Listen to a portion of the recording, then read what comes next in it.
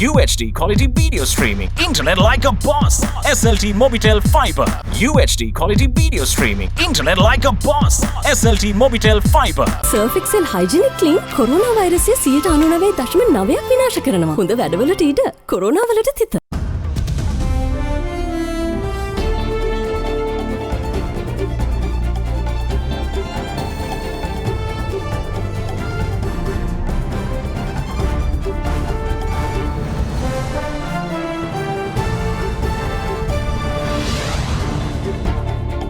Tonight, delivering results. The President declares open the second phase of the Central Expressway, pledging to stick to his word on all promises made. Topics of interest. Credit facilities, fishermen and Indian investments dominate talks between the Finance Minister and India's top diplomat. New kid in town. Sri Lanka's top immunologist warns that Omicron is about to push Delta off the top. We used 182 samples for sequencing, 160 samples belonging to Omicron variant and Delta, which means in Sri Lanka, Omicron is becoming the dominant variant. Beneath the surface, an underwater volcanic eruption sends a tsunami washing through the island kingdom of Tonga. All that and much more coming up on First at 9. This Saturday, the 15th of January 2022. නවලක්ස් vitamin E සමගින් සඳමෙන් දිතුලන මුහුණක්. From AdaDerana, this is AdaDerana First at 9. Live from Studio 24 in Colombo. Good evening. Welcome to First at 9. I'm Dhammike Kanayaka. Now then, the latest gene sequencing report from the University of Sri Jayawardenepura shows that the Omicron variant of COVID-19 is becoming more dominant in the island, brushing Delta aside. But it shouldn't come as a surprise, since even the World Health Organization had predicted such an eventuality. Almost every country in the world has reported at least one case of the Omicron variant of COVID. The increased mutations on the variant has allowed it to displace the Delta variant and become the dominant variant in many countries, including the UK, the US and France. Here in Sri Lanka, health experts say that the variant is slowly assuming a similar status. Dr. Chandima Jeevandara, the director of the Department of Immunology and Molecular Medicine at Sri Jayawardenepura University, says that from 182 samples that were sequenced, 160 turned out to be Omicron patients. Accordingly, the Sri Jayawardenepura University has so far identified 205 Omicron cases in the island through sample testing. We used 182 samples for sequencing, 160 samples were belonging to Omicron variant and 22 were belonging to Delta variant, so which means in Sri Lanka, Omicron is becoming the dominant variant. Out of those 160, we have detected two main Omicron lineages, that is called BA1 and BA2. Apart from that, there is another lineage called BA3 which is circulating in the world. So there are three main sub-lineages of Omicron. The difference between BA1 and 2 means BA2 carries additional mutations compared to BA1, and scientists predict BA2 infections may be more resistant to vaccination-induced immunity as well as naturally acquired immunity. Immune evasion may be more prominent in BA2 sublineage compared to BA1. And also, these samples were detected from several districts in Sri Lanka, mainly Colombo, Galle, Matara, Kandy, Trincomalee and Gampaha. However, Sri Lanka's daily COVID caseload has not exceeded 1,000 since the 27th of September last year, with average daily caseload falling between 700 and 500. Sri Lanka's Ministry of Health has attributed this successful control of the virus to the rapid vaccine program. But there are people in the country who have not opted for the jab or are partially vaccinated. This isn't an ideal scenario, as vaccination prevents hospitalizations and deaths to a great degree. The recent data from UK confirms that the effectiveness against hospitalization is 58% after single dose and 64% after 2 doses, that is 2 weeks after the second dose. Up to 24th week, the protection against hospitalization is 68%, which is reduced up to 44% when you pass beyond 6 months. And if you take a booster dose of vaccination, in and around that time, this protection will increase up to 92%, which is a very good number to protect you from Omicron variant. The vaccination is truly effective in preventing death and severe disease. However, it's again very evident with time the antibody level decreases with 2-dose vaccination. That's why you need the booster dose, and with the booster dose the antibody levels will be increased up to 5 times as per the latest research finding.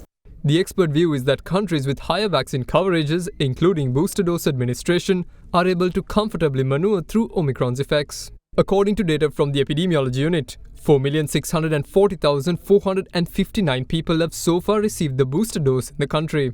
This puts Sri Lanka ahead of many other countries such as Australia, Japan, Hong Kong and neighbouring India, who are still grappling with COVID restrictions. නියම ක්වලිටියට හැදෙන අලුත් ටියාරා රස පදමට අලුත් වෙලා. Now, the Ceylon Electricity Board says that there will be no power cuts today since the Ceylon Petroleum Corporation has supplied 3,000 metric tons of diesel for power generation. Various areas have been experiencing sporadic disruptions to the power supply over the past few days. A delay in CPC's fuel reaching power plants meant that there were power cuts yesterday as well. Earlier, the CPC said that it was unable to provide the CEB with fuel on credit and demanded payment, highlighting an outstanding debt of a staggering 91 billion rupees. But after the Kalanithissa diesel power plant ran out of fuel, leading to another power cut on Thursday, the CPC agreed to provide 1,500 metric tons of diesel daily to the CEB until next Tuesday. Though the Ceylon Electricity Board is assuring people that there won't be any power cuts today, it is, however, requesting the people to use electricity sparingly due to the high demand.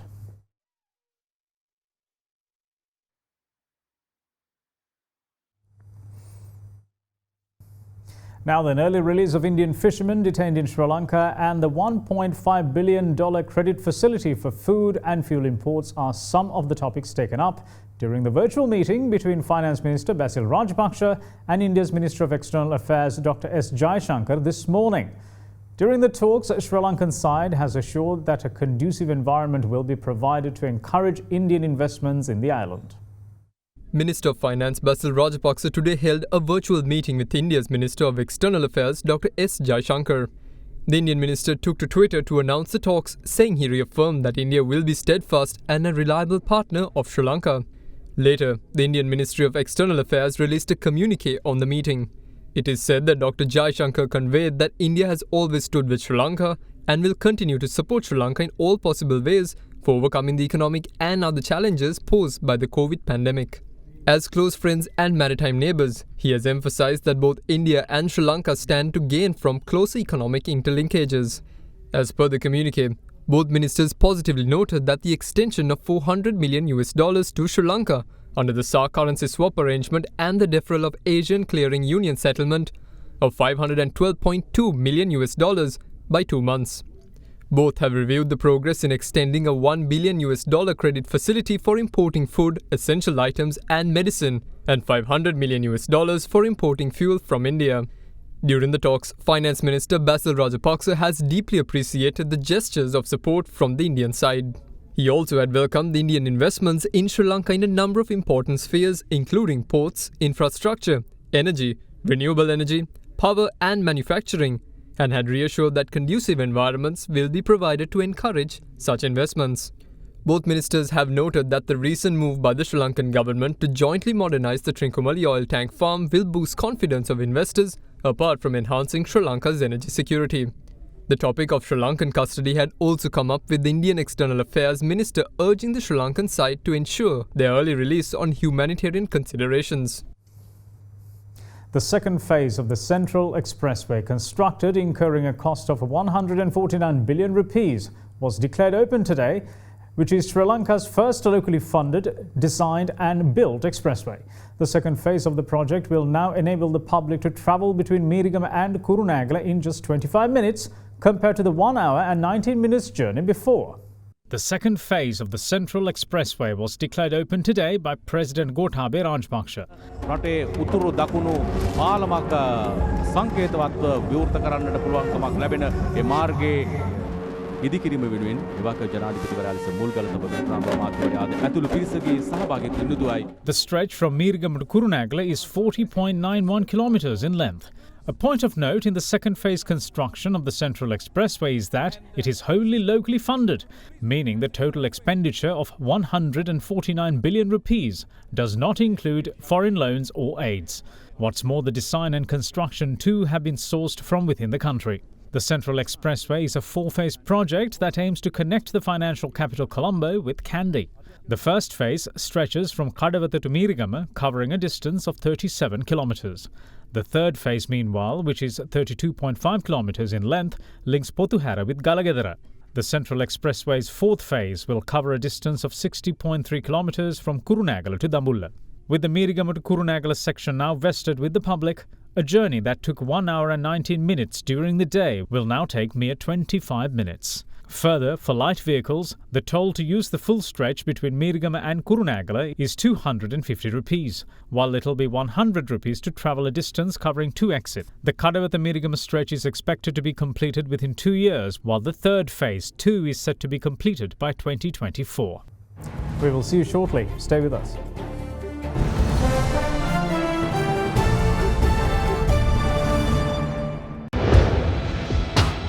Big 3.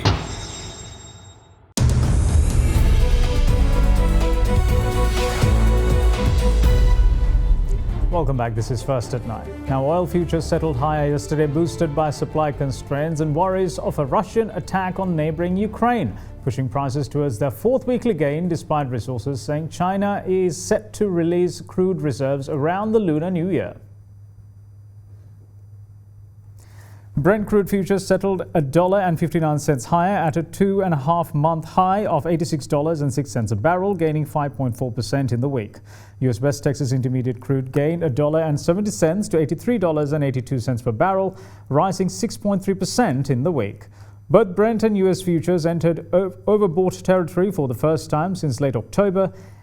Meanwhile, an analyst said that people looking at the big picture realize that global supply versus demand situation is very tight, and that's giving the market a solid boost. Several banks have forecast oil prices of $100 a barrel this year, with demand expected to outstrip supply.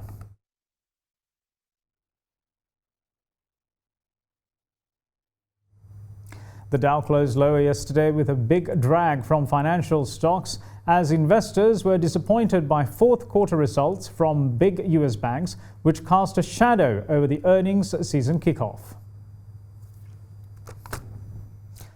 The Nasdaq and the S&P regained lost ground in afternoon trading to close higher.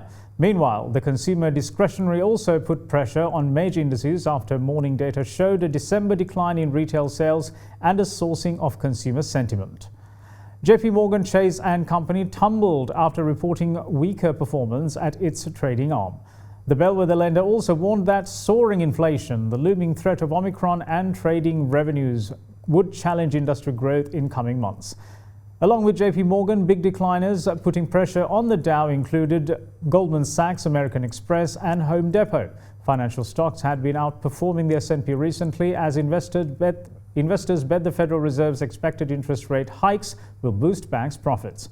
The S&P 500 gained 3.82 points to end at 4,662.85 points, while the Nasdaq Composite gained 86.94 points to 14,893.75. The Dow Jones Industrial Average fell 201.81 points to 35,911.81.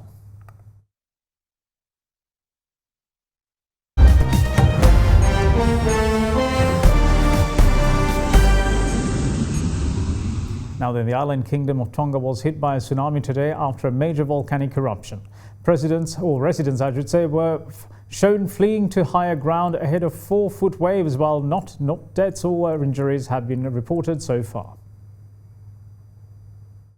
A tsunami hit Tonga's main island, Tonga Tapu, flooding the Pacific nation's capital today after an underwater volcano erupted without warning. The Hunga Tonga Hungahapai volcano, located 65 kilometers from the island, erupted yesterday without warning in one of its biggest ever so far. The tsunami, with waves of up to 4 feet in height, crashed through nearby Tongan islands, prompting residents to flee to higher ground. A tsunami alert has been issued for Vanuatu, New Zealand's North Island, the west coast of the United States from California to Alaska, and for Canada's British Columbia as well. Footage of the eruption captured by satellites showed a massive shockwave erupting from the volcano, sending ash, steam and gas 20 kilometers into the atmosphere. The kingdom's geological services reported that the eruption had a radius of a massive 260 kilometers. Currently, the tsunami warning remains in place for all islands in the Tongan kingdom, with continued volcanic activity posing a major risk for anyone close to coastal waters. The volcano showed signs of erupting in December last year, where several minor eruptions were recorded. However, this time the eruption was reportedly 7 times bigger than any previous ones. Currently, the island kingdom's residents have been warned of severe weather, including lightning, heavy rains, in addition to the volcano and rising seas. There have been no reports so far of deaths, injuries, and any estimated damage from the islands. And that's it from all of us here at First at 9. Thanks for watching. Bye-bye.